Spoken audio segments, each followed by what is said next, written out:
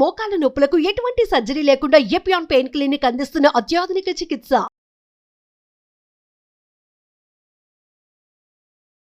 Suman TV ప్రేక్షకులకి నమస్తే. ఈరోజు నాతో ఉన్నారు న్యూట్రిషనిస్ట్ అర్షిత గారు. అయితే మనం మాట్లాడుతున్నది ఏంటి అని అంటే, ఎప్పుడు కూడా యాంటీ ఏజ్ అంటే యాంటీ ఏజింగ్ అనేది చాలా ఇంపార్టెంట్ అని మాట్లాడుకుంటూ ఉంటాం. దానికి తగ్గట్టుగా క్రీములు వాడుతూ ఉంటాం. కానీ ఇక్కడ క్రీములు మాత్రమే కౌంట్ కాదు. క్రీములు వాడితే సరిపోద్దా? Definitely not. అసలు ఏజ్ కాకుండా ఉండడానికి, అంటే మన ఏజ్ కన్నా మన బయాలజికల్ ఏజ్ తక్కువగా కనిపించడానికి మనం చేయాల్సింది ఏంటి? ఎస్, ఇది చాలా ఇంట్రెస్టింగ్, చాలామందికి ఇంపార్టెంట్, చాలామందికి కావాలి. అసలు ఎవరికి వద్దు, అందరికీ కావాలి. అందుకే సో మ్యామ్ నమస్తే. నమస్తే అండి. మీరు మాత్రం బాగా యాంటీ ఏజింగ్లోనే ఉన్నారు, మేము మాత్రం ఏజింగ్లో ఉంటున్నాం. ఎలా మరి ఏం చేద్దామంటారు చెప్పండి.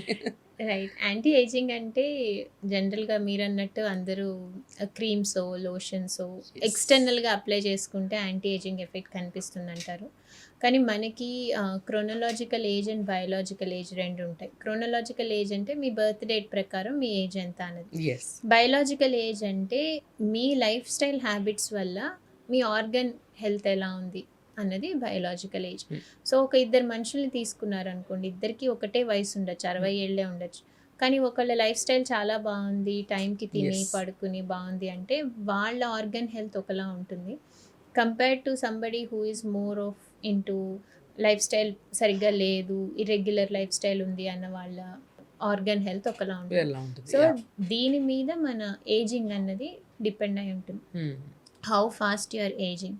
So end of the day ఎవరికైనా అసలు ఏజ్ అవ్వకుండా ఉండము అన్నదైతే లేదు. ప్రతి ఒక్కళ్ళు ఏజ్ అవుతారు, కొంచెం లేట్ బట్ ఏజ్ అయినప్పుడు how do you want to lead your life is very important. So somebody ఎవరికైనా సరే హాస్పిటల్ బెడ్ మీద ఏజింగ్ అవ్వడం ఇష్టం ఉండదు. సో ప్రతి ఒక్కళ్ళకి వాళ్ళ పని వాళ్ళు చేసుకుంటూ హెల్దీగా ఏజింగ్ అవ్వడం ఇష్టం ఉంటుంది. సో ఇలా హెల్దీ ఏజింగ్కి మనము చాలా లైఫ్ స్టైల్ ఫ్యాక్టర్స్ హెల్ప్ అవుతాయి. ఎస్, సో యాక్చువల్లీ ఏజ్ అవుతున్నాం మనము అని ఫస్ట్లీ మనకి మనం ఎలా తెలుసుకోవాలి, ఏ విధంగా తెలుసుకోవచ్చు మనం? సో ఇది మేల్ అండ్ ఫీమేల్లో డిఫరెంట్ వర్షన్స్లో ఉంటుంది. జనరల్గా ఇక్కడ ఒక్క పాయింట్ మళ్ళీ చెప్పాలి ఏంటంటే, ఏజ్ అవుతున్నాం అని అంటే everybody every second every day మనము ఏజ్ అవుతూనే ఉంటాము, అంటే ఏజ్ పెరుగుతూనే ఉంటుంది మనది every second of our life. But ఇక్కడ పాయింట్ ఏంటి అంటే, బయాలజికల్ ఏజ్కి క్రోనలాజికల్ ఏజ్కి సంబంధం లేకుండా ఉండడం అనేది we're talking about, right? So మనకి ఏంటంటే మనం ఉండాల్సిన మన ఏజ్ నంబర్ ఏదైతే ఉందో ఆ నంబర్కి మించి కనిపిస్తున్నాం చూడ్డానికి. అండ్ మనతో పాటు పుట్టిన వాళ్ళు మనకన్నా హెల్దీగా ఉంటున్నారు, మనం మాత్రం యాక్టివ్గా హెల్దీగా లీడ్ చేస్తున్నారు, మనం మాత్రం చాలా డల్గా ఏదో ఒక వ్యాధితో లీడ్ చేస్తున్నాం లైఫ్ని అన్నప్పుడు we have to correct it. మనం కొంచెం మన ఏజ్ని కరెక్ట్ చేసుకోవాల్సిన అవసరం, దాని గురించి మాట్లాడుతున్నాం. సో ఫాస్ట్ ఏజింగ్ అవుతున్నాము మనం అనడానికి రెండు రకాలు, మెన్ అండ్ ఉమెన్లో డిఫరెంట్గా ఉంటుంది. సో ఉమెన్కి ఈజీ థింగ్ ఏంటి అంటే మెనోపాజ్. సో మెనోపాజ్ ఒకసారి హిట్ అయింది అంటే చిన్నగా మనకి దాని నుంచి రిలేటెడ్ ఇష్యూస్ అన్నీ డెవలప్ అవుతూ ఉంటాయి. ఈ మెనోపాజ్ ఎప్పుడు హిట్ అవుతుంది అన్నది కూడా ఇప్పుడు పెద్ద టాపిక్ ఆఫ్ డిస్కషన్ అయింది. ఇదివరకు అందరికీ జనరల్గా 52 ఇయర్స్, 45 నుంచి 52 ఇయర్స్ వరకు మెనోపాజ్ అయిపోయేది. కానీ ఇప్పుడు ఉమెన్లో కూడా ఎర్లీ మెనోపాజ్ అనేది పెద్ద ఇష్యూ అయింది. సో ఇది మనం జనరల్గా 40 ఇయర్స్ నుంచి, కొంతమంది 38 ఇయర్స్ కూడా మెనోపాజ్ అయ్యే వాళ్ళు ఉన్నారు, ఇర్రెస్పెక్టివ్ ఆఫ్ హిస్టెక్టమీ. జనరల్గా హిస్టెక్టమీ చేసి సమ్ ఫైబ్రాయిడ్లు సిస్ట్లు ఉన్నప్పుడు హిస్టెక్టమీ చేస్తే అది ఎర్లీగా మెనోపాజ్ అవుతారు.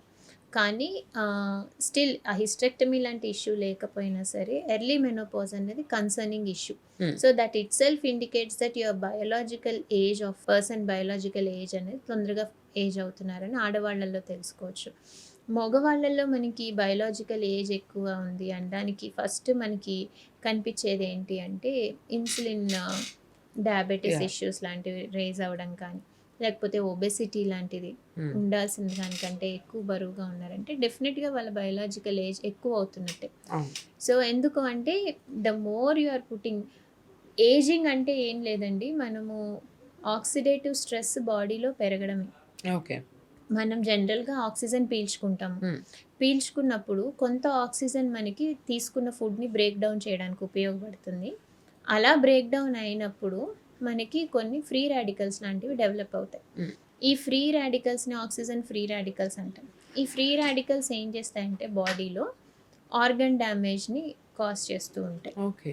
సో జనరల్గా మన బాడీలోనే ఈ ఫ్రీ రాడికల్స్ని ఎదుర్కొనే మెకానిజం ఉంటుంది. కానీ ఈ మెకానిజంని కూడా మన లైఫ్ స్టైల్తో మనం ఆ మెకానిజంని హిండర్ చేస్తున్నాం, డిస్టర్బ్ చేస్తున్నాం.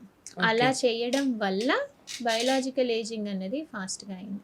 ఓకే. అలా చేయకపోతే కనుక మన లైఫ్ స్టైల్ బాగుంటే ఈ ఫ్రీ రాడికల్ ప్రొడక్షన్ని మనం ఎదుర్కోవడానికి మన బాడీలోనే సిస్టమ్ ఉంటుంది. ఓకే. సో ఏంటి మ్యామ్ ఆ system? What is it? How to protect it or else Yeah. How to make it healthy చెప్పాలంటే? సో బయోలాజికల్ ఏజింగ్ని తగ్గించాలి అంటే ఫస్ట్ మన బాడీలో అంటే ఒక సెల్లో తీసుకుంటే mitochondria is a power house of the cell. ఏ Yes. సెల్కైనా సరే ఎనర్జీ కావాలి అంటే మైటోకాండ్రియా నుంచి Mitochondria. వస్తుంది. It's cell organelle. Yes yes. So ఈ మైటోకాండ్రియల్ కౌంట్ సెల్లో ఎక్కువ ఉన్నప్పుడు, బాడీలో మైటోకాండ్రియల్ కౌంట్ అనేది ఎక్కువ ఉన్నప్పుడు ఏజింగ్ అనేది తగ్గుతుంది. So you don't I mean to say you don't age faster. Okay. So organ ఏజ్ని ఫాస్ట్గా అవ్వకుండా ఉంటుంది. సో ఈ Okay. మైటోకాండ్రియల్ కౌంట్ అన్నది పెరగాలి అనుకుంటే ఫస్ట్ మనం చేయాల్సింది ఏంటంటే టైంకి తినడం, ఓకే. టైంకి పడుకోవడం, అబ్బో. ఎక్సర్సైజ్ టైంకి చేయడం.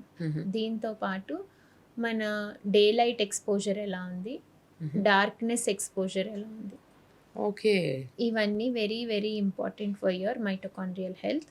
Along with this magnesium levels, proper protein intake, B complex vitamins, ఇవన్నీ కూడా మనకి vitamin and nutrient but requirement. ఇప్పుడున్న రోజులలో మీరన్నట్టుగా ఏదైతే లైట్ని మనం చూస్తామో అది లేట్గా చూస్తాం and will end up in the mid nights అన్నట్టు. అప్పుడు వరకు కూడా మనకి ఫుల్గా లైట్లే ఉంటాయి. రైట్. ఎందుకంటే మనం పార్టీసు, పబ్స్, జించిక్ ఇట్లాంటివన్నీ నడుస్తూ ఉంటాయి కాబట్టి. సో లైఫ్ స్టైల్ ఈ విధంగా ఉండడం వల్ల మైటోకాండ్రియల్ కౌంట్ అనేది తగ్గడం, దానివల్ల మీ సెల్కి పవర్ లేకపోవడం, దానివల్ల మీ సెల్స్ జల్దీ చచ్చిపోవడం, దానివల్ల మీరు ఏజింగ్ జల్దీ అవ్వడం. Exact. This is happening right. So ఇట్లా కాకుండా ఉండాలి అని అంటే టైంకి తినడం, టైంకి పడుకోవడం, కావాల్సిన వాటర్ తీసుకోవడం అండ్ లైట్కి exposure. కరెక్ట్గా ఎక్స్పోజ్ అవ్వడం. Yeah. These are the important points. Very very important. Actually మనం ఇప్పుడు డార్క్నెస్ డెఫిషియన్సీలో ఉన్నాం. You are deficient of darkness. ఎందుకంటే రాత్రి అయ్యేసరికి ఎలక్ట్రిసిటీ వల్ల మనకి ఎక్కడ చూసినా దగదగా లైట్లు, బయటికి అసలు లైట్ లేని ప్లేస్ అంటూ ఏదీ లేదు కదా. బట్ ఐడియల్లీ మనకి సాయంకాలం 4 తర్వాత నుంచి చిన్నగా డిమ్ చేసుకోవాలి మన ఇంట్లో లైట్లు కానీ.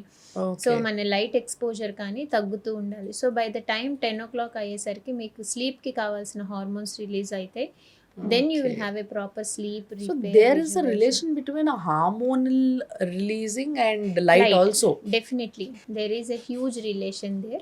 Okay. మీరు లైట్ ఎక్స్పోజ్ అయినప్పుడు కొన్ని హార్మోన్స్ తగ్గిపోతాయి. దట్ ఈస్ మెలటోనిన్ తగ్గిపోతుంది, కార్టిసాల్ పెరుగుతుంది. అండ్ లైట్ ఆపేసినప్పుడు మెలటోనిన్ హార్మోన్ పెరుగుతుంది, కార్టిసాల్ తగ్గుతుంది. Melatonin hormone is again very very important thing for your mitochondrial health. Yes. So mitochondria హెల్తీగా ఉండాలి, ఆక్సిడేటివ్ స్ట్రెస్ తగ్గాలి అంటే melatonin is a super anti oxidant. So ఈ melatonin release అవ్వాలి అంటే డార్క్నెస్కి expose అవ్వండి రాత్రి అయ్యేసరికి. So limit your exposure to blue light, especially from screens కానీ మొబైల్ కానీ. చాలామంది నిద్రపోతున్నామని 10 o'clockకి బెడ్ ఎక్కుతారు కానీ they start browsing, then that is that me time అని అప్పుడు బ్రౌజింగ్, true. స్క్రోలింగ్ చేస్తూ ఉంటారు. That will all deplete your melatonin, which is your anti-aging hormone.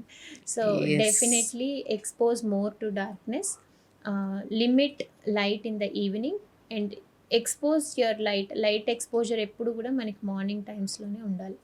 So morning ఎంత ఎక్కువ లైట్కి ఎక్స్పోజ్ అయితే మన నిద్ర అంత బాగుంటుంది. Very nice. అసలు అందుకే మన పెద్దవాళ్ళు సాయంత్రం కాగానే ఊరికే ఒక్క లైట్, చిన్న లైట్ ఉంచేవాళ్ళు, మిగతా అన్ని బంద్ చేసేవాళ్ళు. All this happened. అవన్నీ ఇప్పుడు నాకు గుర్తుకు వస్తూ ఉన్నాయి.